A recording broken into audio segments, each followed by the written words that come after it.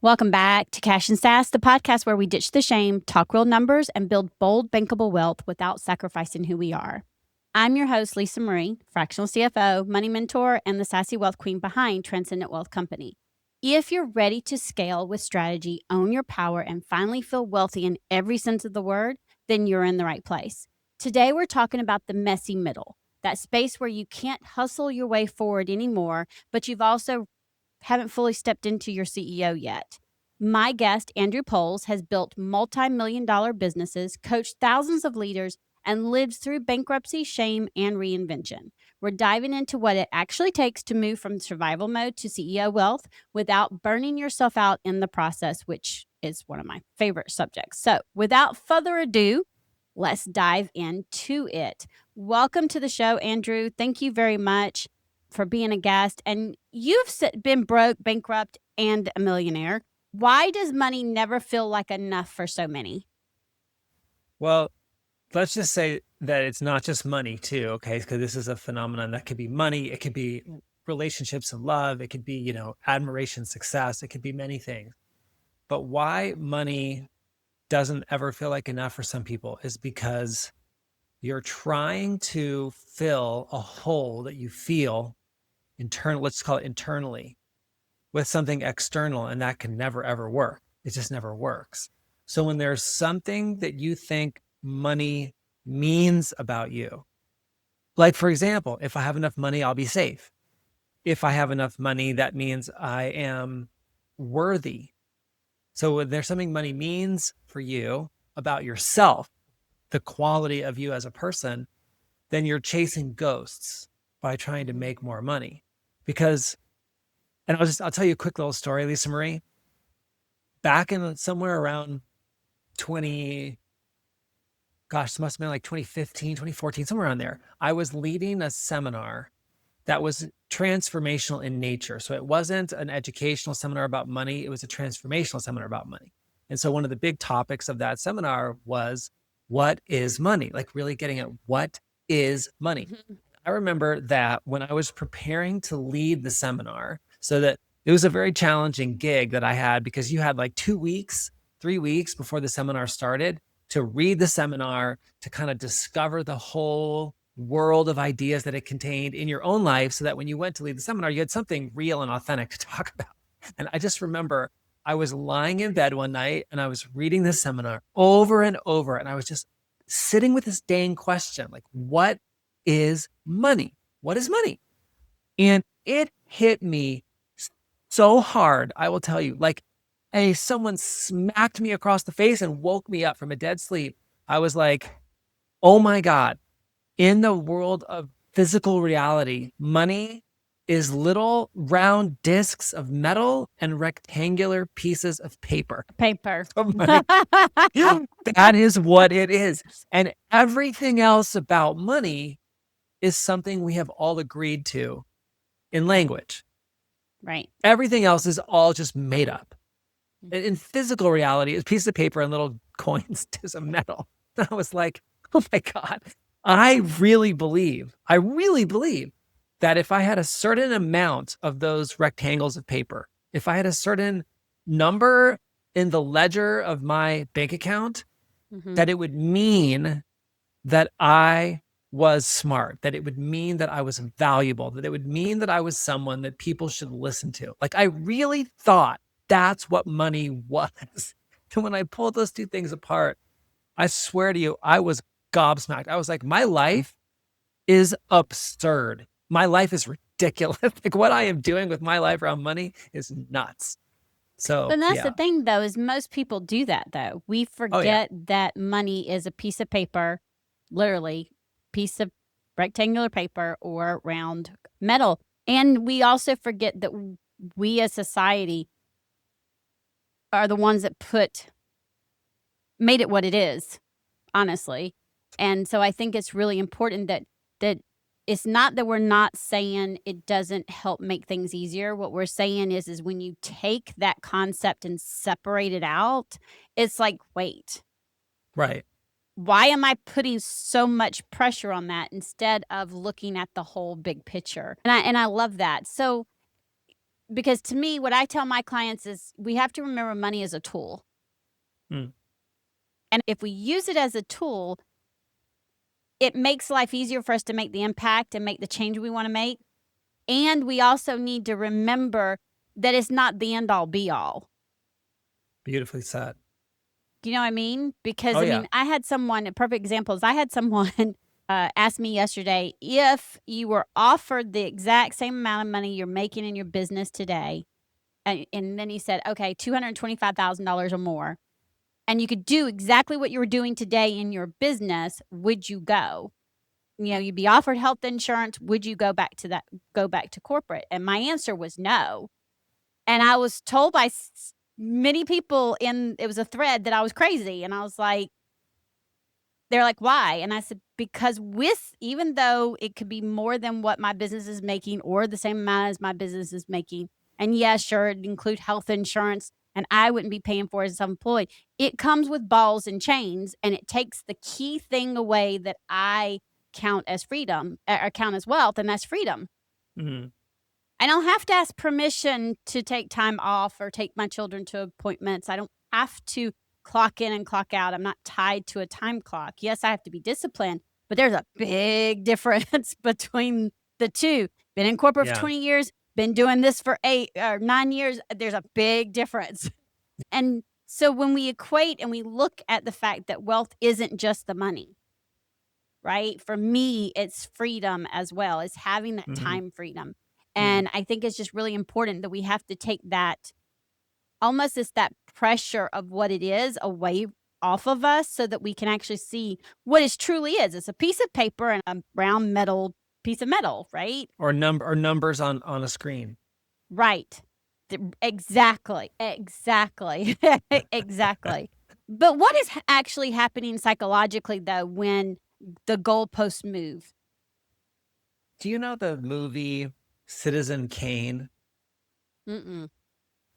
So I think this movie was trying to answer your question. And so I'll just briefly share about the movie because I think stories do a better job Mhm. of telling sometimes than explaining. So the movie of Citizen Kane is actually based on the true life story of a very, very wealthy man in the William Randolph Hearst. But in the movie, so in the opening scene of the movie, you see this man lying in a bed and he's on his deathbed in the final moments of his life. Okay. And he's sitting there with a snow globe in his hand. And just as he's about to die, he looks at the snow globe and then he says the words rosebud right as he dies. And the snow globe rolls out of his hand, falls on the floor, and rolls across the floor. Okay. And that's how the man dies.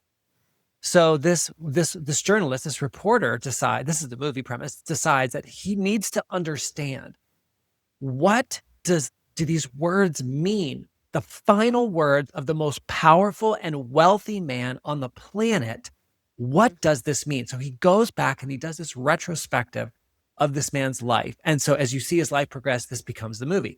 And so the next scene is you see this character in his early life, and he's outside of his parents' home. They live in a very, very modest, kind of like maybe like we would call it lower middle, upper, lower class, kind of like right on that verge of the poverty line or just above.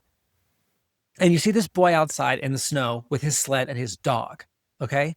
And he's throwing the ball down the hill, and his dog chases the ball, and he jumps on his sled and he's sledding down the hill, and he's like having so much fun. He's so happy. He's just happy. He's running up and down the hill. Inside the house, his parents get word that a relative died and that left them a decent amount of money. And they're arguing about what to do with their son's future. The dad wants to send the son off to a private boarding school to get the best education in the world, to give his son the best chance of being successful in life. And his mom is heartbroken and she doesn't want him to leave home. She doesn't want to lose her baby boy. But the dad wins out. And the next thing you know, you see the boy on a train by himself, leaving to go off to boarding school, just looking forlorn. Okay. So he goes to the boarding school, and to kind of make this very long story a little bit shorter, he goes into journalism. Then, he starts to become very successful. He starts acquiring things. So he starts acquiring newspapers. He acquires his first newspaper. He makes a lot of money. Then he starts acquiring other newspapers. Then he acquires people. Then he acquires this big, gaudy, just disgustingly gaudy castle that he lives in. and he acquires art, and he acquires statues, and he acquires more and more and more. And he acquires more money and more power and more wealth than anyone on the planet. Okay. But he winds up dying alone and miserable in this gaudy, enormous, cold mansion filled with art and all these objects. And so this reporter gets to the end of his life story and he's like, I don't get it. What is Rosebud? What the hell was the point of that? And then in the final scene of the movie, you see these men in like working overalls, and they're down in the basement of the house, and there's a furnace down there. Okay. And they're taking all this man's crap and they're just throwing it in the furnace to get rid of it because nobody wants it. Okay. Right. And then you see this man. Whew, I always try to tell the story without crying, but it's hard for me because it hits me in the heart so hard. You see this man throw something in the furnace, and then the camera pans in, and you realize that it's the sled, right? It's the sled that you see in the first scene, and the camera pans in, and then you see as it's catching fire that on the bottom of the sled is the word Rosebud.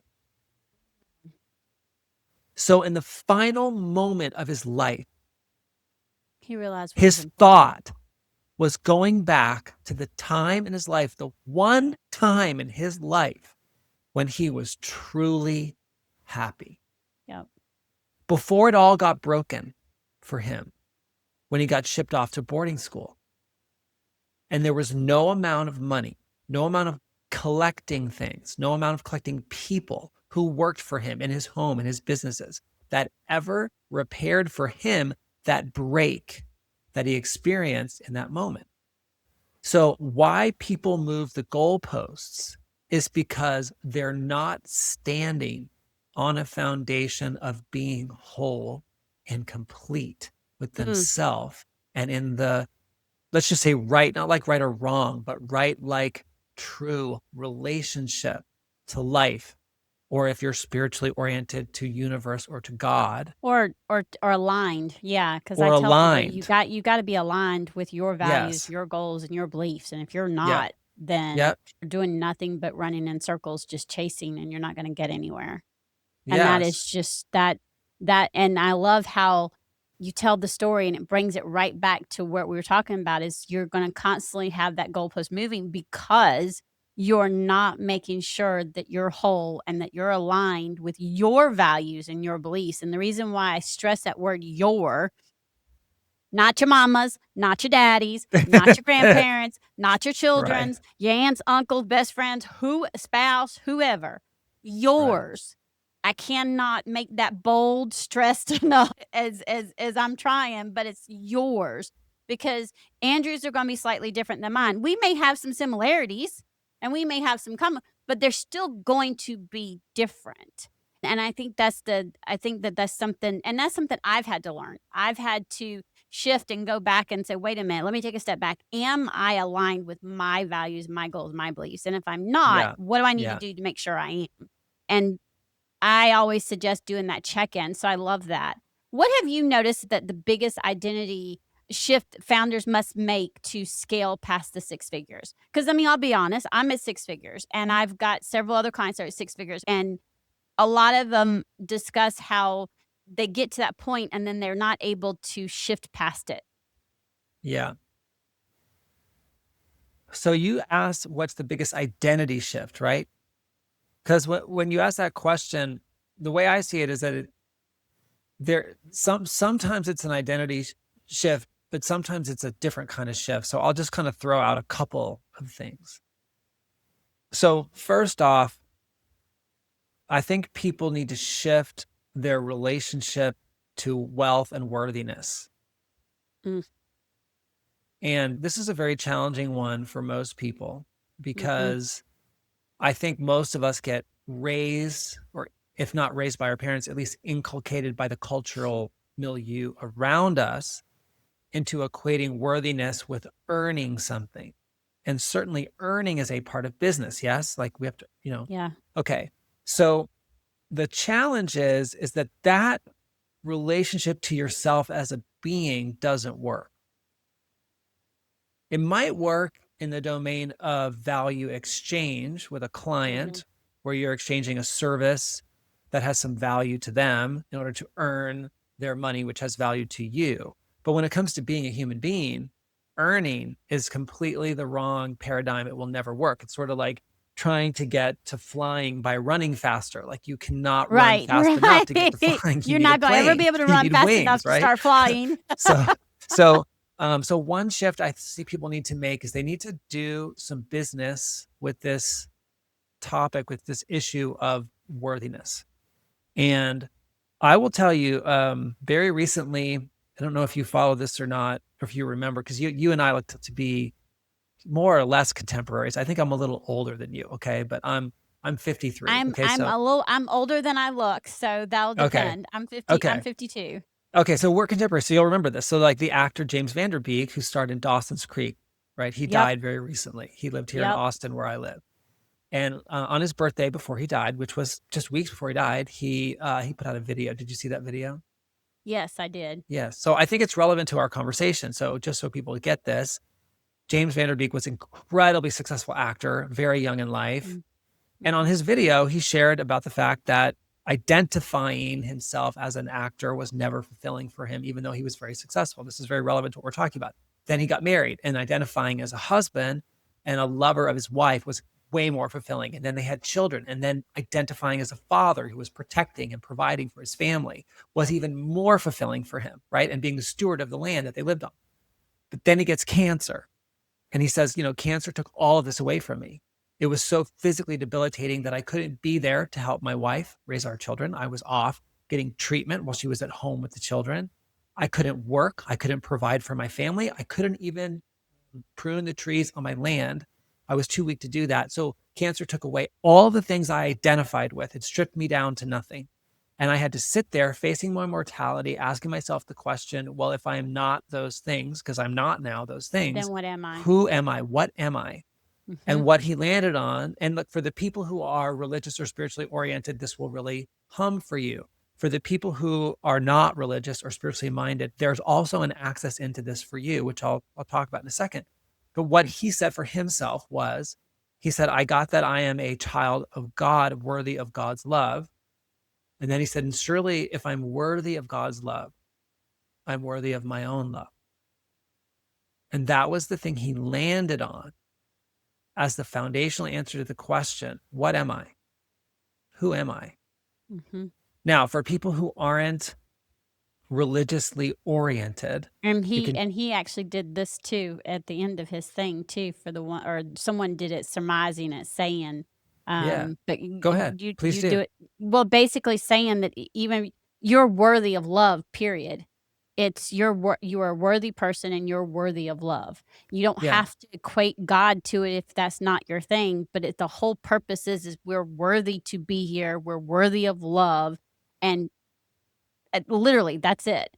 And it humbled me in all the ways, because I mean, again, he's very, very successful. And and he admitted, he's like, he liked to lift his kids up and he liked to go take care of them and play ball. And when he got that took it all away. He couldn't lift up his youngest child anymore above his head to play with, because he didn't have the strength to.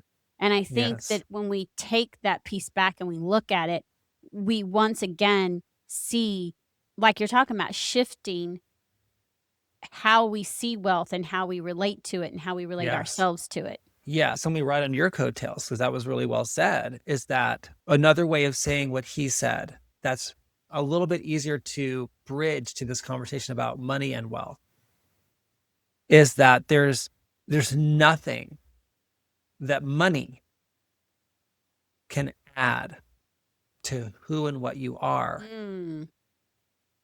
Oh, I love that. And if you can really get that in your bones, then you will have no problem being wealthy.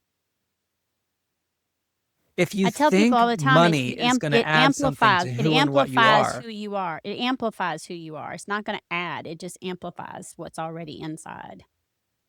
Yeah, I mean, if you think it's going to add something to what you are or who you are, then one of two things will happen. Either you won't let yourself have it because what that's telling you is that your relationship to yourself is that you're not actually worthy, or you will be one of those people like Kate Spade, like Anthony Bourdain, like Kurt Cobain, like Elvis, like Janis Joplin, and like the character in the movie, Citizen Kane, who has tremendous success, but when you get there, it's empty.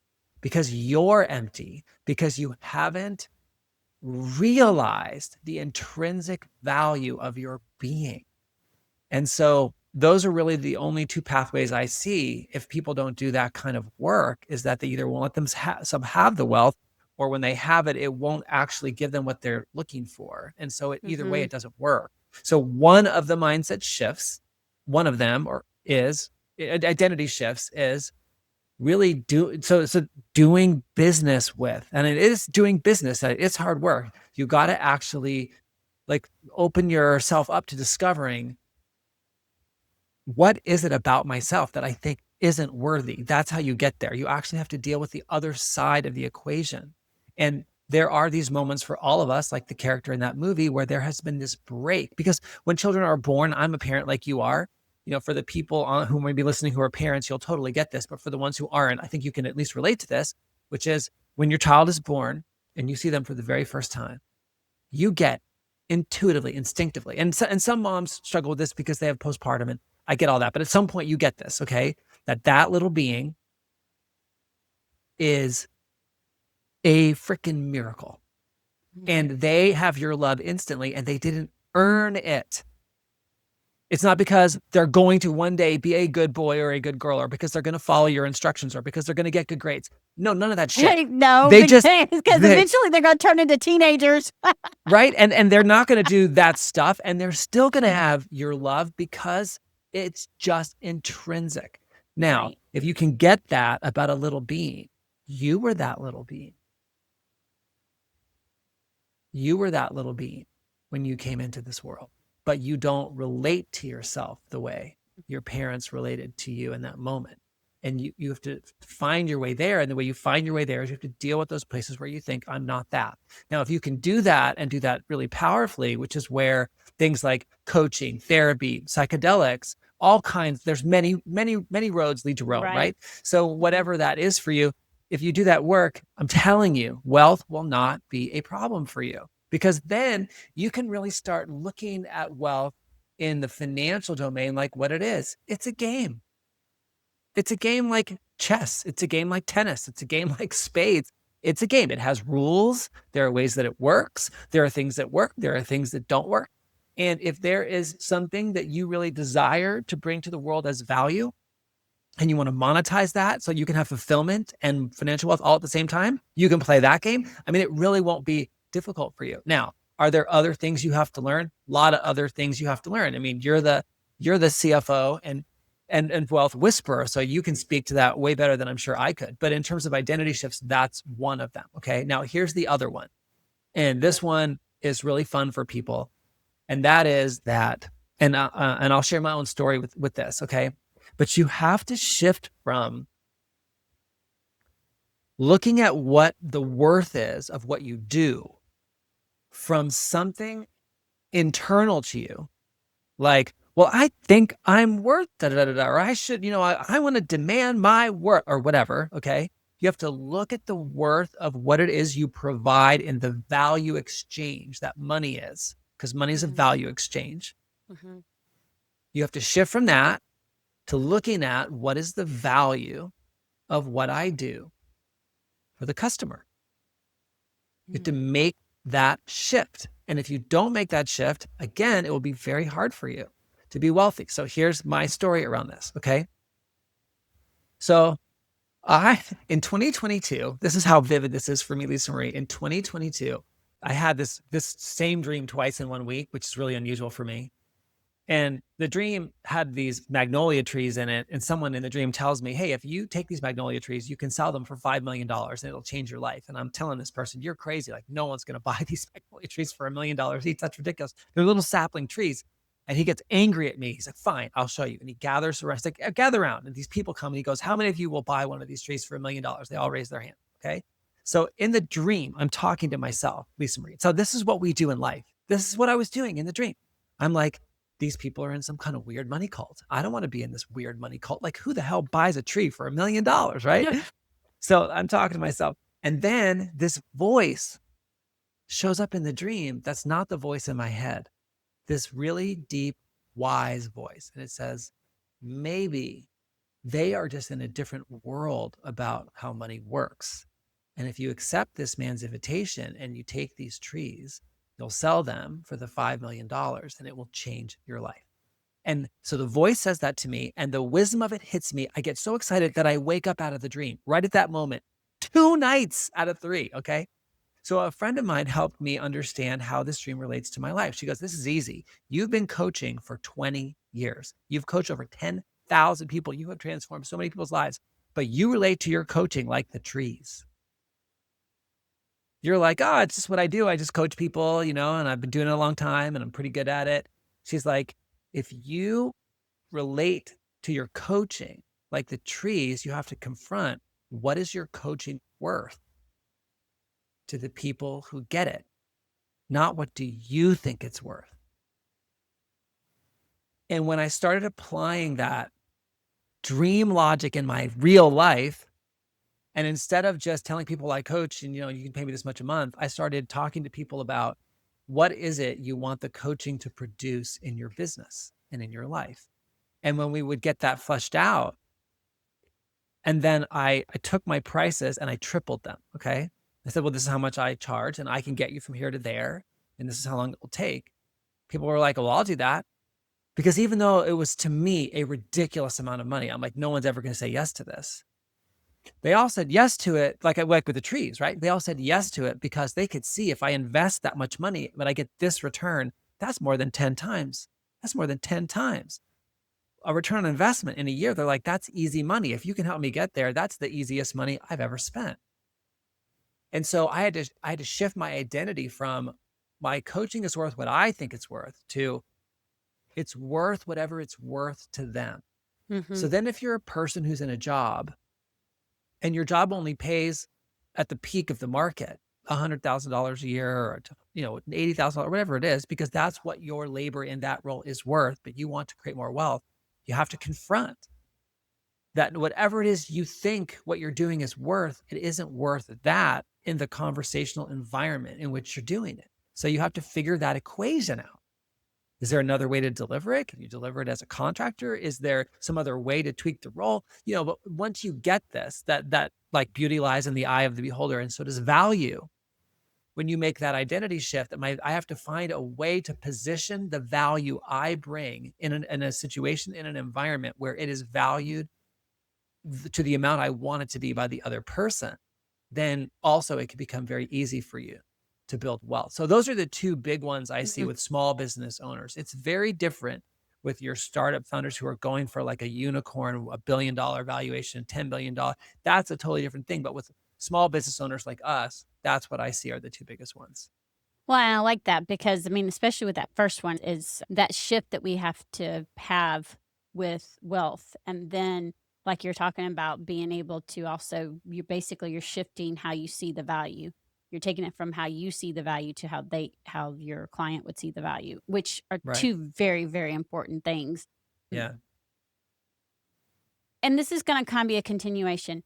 How does the identity, the leadership identity, like, directly impact profitability? I want them to understand how having or doing the shift, how that's going to also help them, if they're business owners, with the profitability, where they're becoming wealthy. Because I tell people, you're making the money now, learn how to manage it and multiply it, which means keep more of it, because you want to keep more of it. It's not necessarily how much you're making, it's how much you're keeping. Because people start making more business wise and they start spending more, and I'm like, no, not well, sometimes yes, but not directly all the time immediately. Like, Right. you gotta keep some of this.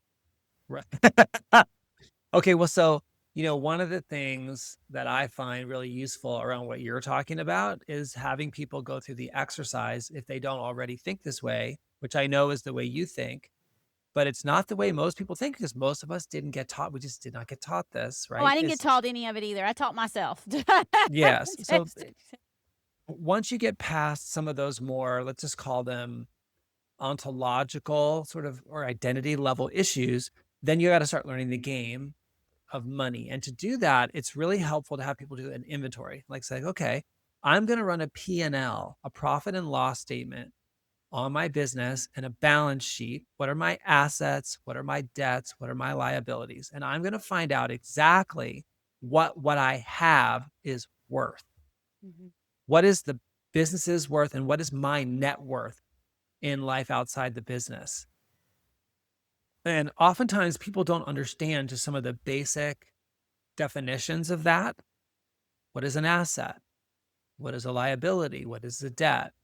How do those things function? How do they affect your profit and loss? Because, assets, and I'm going to go into a little bit of technical stuff here that isn't necessary for people to understand to really get the point you and I are trying to make here, Lisa Marie, but, assets in your business probably depreciate as opposed to appreciate, right? Which means they get less and less valuable over time. Your debts probably have an interest related expense, so that they sit there on your balance sheet and they reduce your total worth, because if you have $100 but you have $200 of debt, well, your net worth is negative $100.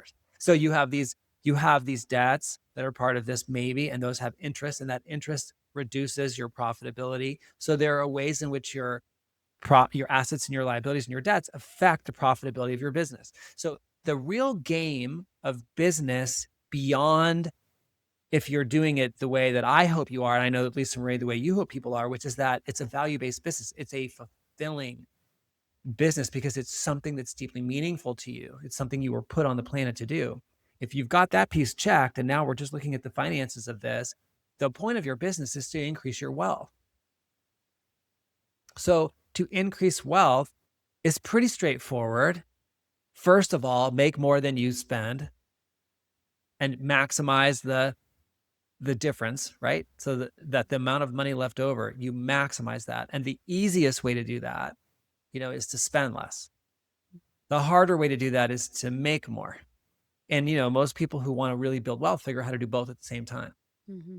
How to make more revenue and spend less of what they make, and they get more and more money left over. So can be starting to build some wealth. So you have this cash engine, that's your business. Your business generates cash. And then what you do with that cash also builds wealth.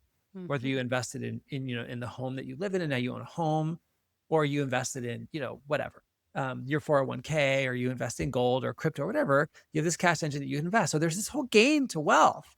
And most people don't yet know how to play that game really smartly. So what I have people do, Lisa Marie, is I have them go through the exercise of, what is my net worth in life? What is the value of my business right now? And it's shocking. People are like, oh my God, my net worth is negative. I have no wealth. That's what people have to get. If your net worth is negative in terms of the financial piece, I have no wealth. Okay, how do I turn that around? What does that look like? And I think once people get the game of it, like, oh, if I had $1 million of assets, of wealth, wow, that would be a state change for me. Now, even just the interest on that is paying me as much money as half my salary. Just the interest is sitting there, right? And so people need to understand the game and the rules of the game, and then get smart about how to play that. And once you are not trying to use money to tell you something about yourself, to add something to yourself, once you're not doing that crazy stuff anymore, it becomes way easier to then just get, all right, I'm going to learn the rules of the game and learn how to play it really well. And so for me, it's kind of got to go in that order, right? Because if you try to get people to be smart about money, but they think money is going to tell them that they're worth something, and they're going to try to they'll just make more money, but then they'll be like, yeah, but I deserve this money. I worked hard for it. I'm going to go spend it. And then they'll spend the money that they made, and they won't ever build wealth. So I think you got to confront the identity piece first, so that you can get my 14-year-old who wanted. It's like my 14-year-old who wanted this goldfish last night, and I looked there. I said, "You got too big of a bowl, but I deserve it." And she's got her hand over the bowl. Right. I deserve it. And she's not going to give the bowl. And she proceeds to eat the goldfish. That is exactly the mindset of, she literally in her bed just went like this, hand over the bowl. I deserve it. And I'm like, Right. really? It's a bowl of goldfish. I mean, and so Yes. that's the first thing that popped into my head. She's That's so killing me funny. all But that that's I how we said are, that, isn't it? but Isn't it? And look, by the way, here's what becomes really fun is that there is something fun about doing that kind of stuff for yourself. I'm going to buy myself this car. I'm going to buy myself this pedicure. I'm going to buy myself this dress. I'm going to buy myself this night out in the town or whatever, because I want to do something nice for myself. Okay. But when you're playing the game of money smartly and you're like, you know what, if I generate this much revenue and I generate this much profit and I put aside this much in my 401k, I have this much left over to play with, I'm going to give myself a play account. Great. Now you can say like, I deserve this. I earned this. I made see, this he happen. said Right. play account. Okay, I Yeah. already liked it. Yeah. You said y'all. I talk about multiple accounts all the time, and I talk about yes, you can save and live now. Put the account, plan for it, so then you can celebrate and you can go get the things that you want, and Heck you're yeah. still building wealth at the same time. You And you know talk what? When about you do all those other things that you said right. and you have all those other things in place and then you go like treat yourself, I promise you it feels 10 times better It than does. when you're not doing all of their stuff and you have this back of the mind concern, like if I'm going to go treat myself, but I deserve it. Oh my God, what's it going to cost me? And all that crap is going on. You can't even enjoy it as much. But when it is like free money, because it is not spoken for, it is your play account money and you go spend it. God, that feels so good, right? Because you've already paid for your mortgage and put aside the money for your kids' college and da da da da da, you know. So anyway, I just wanted to put the period on the end of that sentence. I love that though. I love that. And matter of fact, I'm going to change mine's called Lisa Spending. I'm changing it to play account because I like that. Okay. But you talked about how charging the worth. So my question now is, one of the things is, how do you talk about the shift from, because I think this is really important because a lot of entrepreneurs do this, monthly billing to 1-year programs and raising prices 200%. I think people need to understand, equate to why having 1-year programs and instead of month to month to month. We're talking about people who have service offerings that could be offered either way. Probably a lot might be coaches or like consultants, right? Financial consultants, things like that. Okay, great. So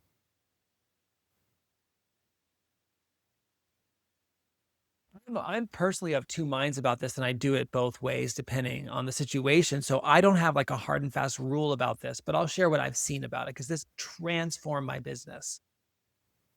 When I moved from going month to month to going to annual programs, I had to deal with something, and my clients had to deal with something.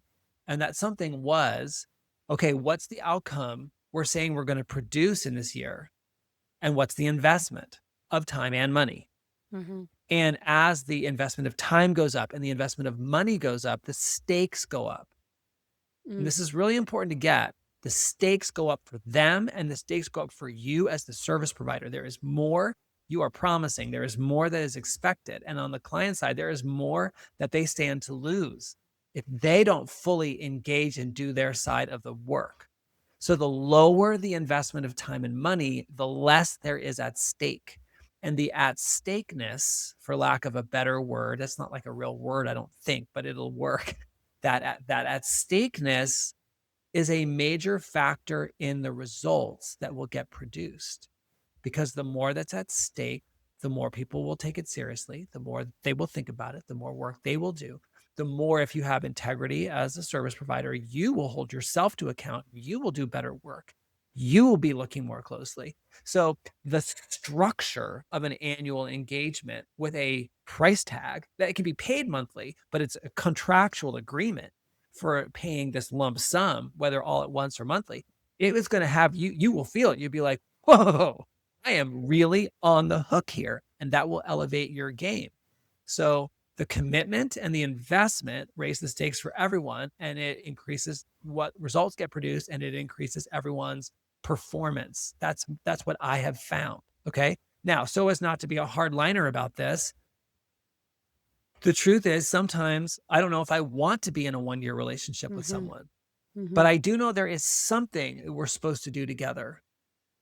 And I don't want to lock myself into a year if we can get it done in one call or in a month.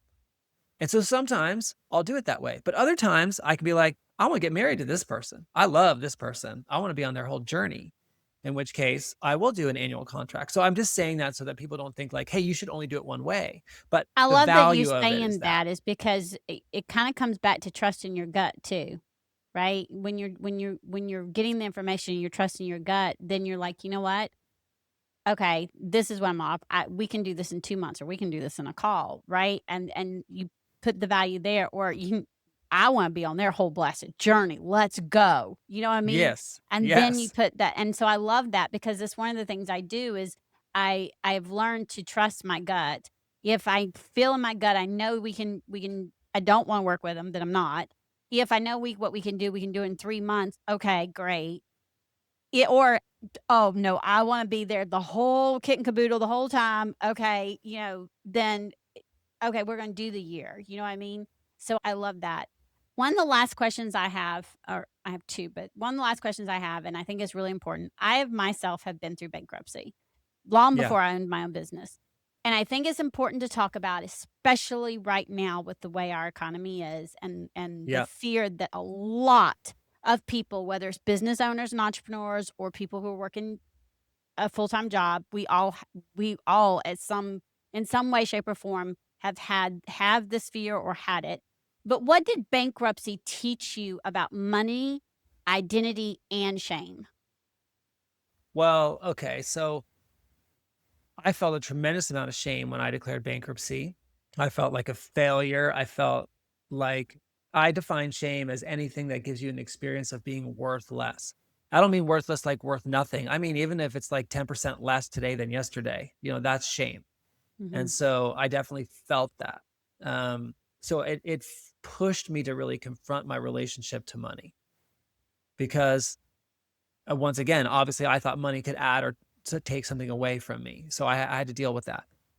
But the other thing that it forced me to think about was bankruptcy is a legal option. So that was hard for me to get because it just to me it felt like quitting. Bankruptcy felt like quitting, and I was like constantly questioning myself, am I just quitting? Am I just giving up? And in my case, I thought of it as the easy way out. Lord, was I wrong? heck yeah, I mean, it has a I whole bunch of consequences, right? It's not I for know, right? free. That's what I was saying. I was like, I personally beat myself up saying, "I'm taking the easy way out. I'm Yeah. taking the easy way Yeah. out," and it is anything but. Yeah. But Yeah. I Yeah. I get where you're coming from. But I think many people maybe have the same struggle with divorce, as they have with bankruptcy. And but like, here's the truth: like sometimes divorce is the best thing for a family, and sometimes it's not. And it's a very difficult choice to make. And Mhm, bankruptcy can be the same thing. mhm, In my case, at the time when I looked at everything, and this was before, I came from kind of a middle class, upper middle class family, so we never were poor. We never like were worried about food or anything like that. But we weren't like wealthy. And then when I started off in life, I was piss poor. I mean, I had nothing. And when my daughter came into the world, I was a single dad when my daughter was born. Um, and I wasn't with her mom. That was the moment when I sort of cut myself off from my own parents. I was 23 years old when I found out I was gonna be a dad, and I was in graduate school. My parents were supporting me in graduate school, and I was like, "That might have been okay in graduate school, but now I have someone I gotta take care of, and that's not my parents' problem." So I kinda cut myself off. So here I was, this kid, I had literally no money, like, literally no money, and my parents were there like a safety net, but I refused to have them support my daughter. That's my job, right? And so I started off with nothing. I started a business, and my business was successful, and then started losing a bunch of money. And I tried other businesses to try to help, make this whole thing work. And I wound up getting hundreds of thousands of dollars in debt. Then I was like, okay, fine. I'm going to shut down my business and go get a job. I'm going to pay off my debt and da da da. Da. And after a couple of years of that, I was like, I'm not even keeping up with the interest. I'm paying on all my debts the amount I can, and I'm getting further in debt. And I just had to look at like what would it take to actually get on the other side of this? And I couldn't see a way to do that and be able to provide for my family the way that I really wanted to, especially my daughter, college. And so that was the basis of my decision. It made logical sense, but emotionally it felt like cheating. So I had a lot of business debt that I wound up in, becoming personal debt because I personally guaranteed it for my businesses that didn't work out. And So I just had to kind of tell myself, well, look, people lent you money, banks lent you money, knowing there was some risk that your business, and they asked you to guarantee it, but you can't actually pay this. The only reason to hold on to this debt is because if you think in the next couple of years, you can meaningfully like quadruple what you're earning, which I couldn't see. So that's why I did it. Okay. When I finally look, it was a move that I made. It was a legal move that I made. I had to give up every asset that I had, minus like one. I had to take the hit to my credit score. I still had to pay for that bankruptcy. And I forgave myself. And that was probably the big thing. I really felt like a failure, and I forgave myself, and knowing that I did everything I could see to do to have the business be successful and to pay that debt. I gave myself a break. I forgave myself. And then I actually started over and I started building wealth immediately. Once I no longer had all that debt, I had learned how to live lean, and I started making money for other companies. I had learned a lot. Like I was running other people's companies. They were paying me more money and more money. I was making them money. They were paying me money. I didn't have any more debt. I was like, oh, wow, I can actually pay for my daughter's college. Maybe like, wow, I can actually have some money for retirement. Maybe, it's like, it started there. It started there with those little things. So I think bankruptcy taught me how to forgive myself. Bankruptcy taught me that business is a game of calculated risks. It taught me that sometimes you have to go for broke in business and really believe in yourself when there's no evidence. But sometimes you got to call your shot and say, this is not the right direction for me. And that isn't quitting. That's just telling yourself, this isn't the right direction for me. I need to go in another direction. And so you have to trust yourself to know, am I quitting? Or am I doing the right thing for me? Or if and you only have you you will like know. you're saying, have you exhausted all the other options? And in order for you to be able to take a deep breath and have a fresh start, this is the way to do that. And I love that. Yeah. I love that. Yeah. And I think what I want mostly for my listeners to get out of this, y'all, I tell y'all constantly, please stop beating yourselves up for decisions you've had to make. And, like Andrew's talked about, he forgave himself. It's one of the things I did. I had to forgive myself. I forgave myself for the foreclosure and for the bankruptcy. It was a position I was in. I had looked at all the other options. There was no other way. And this is before I had my business. It gave me the fresh start that I had been trying to make, where I was not getting anywhere. It was like you're talking about. No matter what I did, the interest was piling up, debt was going higher. There was nothing that was making it, and it didn't matter how hard I worked. I just felt like on this never-ending merry-go-round, and I was like, okay, I need to do something so that I can get ahead of this, and I can do it differently. And I think that that's really, really important for everyone to get. Can I say one more thing about that to try to support people? I think the other thing, since we're talking about money and identity and all that, there's an important piece of that in here. So when people declare bankruptcy, oftentimes it's because they're carrying a tremendous amount of consumer debt and or medical debt. And sometimes it's because a business failed and you have business debt, but a lot of times it's consumer debt. Like my business debt became consumer debt. So what does that mean? It means it's debt that you accumulate that's not attached to any asset. Like if you have a home with your foreclosure, you have a home, there is some value in your home. And so the debt attached to your home gets repaid if you have to give up a property, the lender gets paid back. Okay. With consumer debt, if you're a lender, this is what I want people to understand about the game of money. If I'm a lender, I'm a credit card company, whatever. And I know here's my business. Okay. I'm going to lend people money with a certain credit score or whatever. I'm going to lend them a certain income. I'm going to lend them a certain amount of money. I'm going to take risk that some percentage of people are not going to pay me back. And some percentage of people are going to pay me back. That's the game. That's their business risk, is that some people will pay them back and some people won't.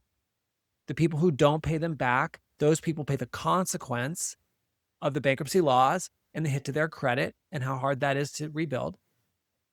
As the owner of that business, I have to take that loss and hope that it's offset by the people who do pay me back. That's the game. So if you have all this consumer debt and you choose the right action forward for you to pay bankruptcy, I invite you not to feel bad for the bankers. They're doing really, really well. They're doing just fine. Because one of the things I did in my bankruptcy was some of my money debt that I had was money that friends and family had invested in my business. I paid every one of those people back because it was a very different thing for them than it was for the bank who lent me money at 19% interest. My friends and family lent me the money and didn't charge me any interest. They were hoping it would all work out and they would get paid based on Right. the business, right? Right. So I paid Right. them all back. Some of them I had to force them to let me pay them back. So don't feel bad for the bankers if you have commercial debt. I'm not saying they're bad people. I'm not saying screw them. Who cares? What I'm saying is this is a part of their business model. They Right. understand this is a part of what they have. They have to be smart about how much money should I lend to this person. And if they overextend themselves, that's part of the risk they have to be responsible for. Right. Your job is to be responsible for your life. Right. Right. I just wanted to put that in. Oh, I love Sorry to that. interrupt you. And that's just part of that beating yourself up, right? Don't take responsibility for the banker's thing as you're doing the responsibility. I have absolutely loved this conversation, and honest to goodness, I think I probably could go another hour because I have like more. But we're out of time. Yeah, I got it. We're Yeah. out of time. So if this episode hits you right in the identity and you know you're still operating like the employee instead of owning your own business, then it's time to fix that. I want you to book a wealth alignment call with me and let's look at how your leadership, your systems, your money are working together or not working together and instead of fighting each other so that you can scale profitably and sustainably. And y'all, until next time, remember, as I always say, confidence and cash are the ultimate power duo. Go check in with your money and as always, have a fantastic and wealthy day.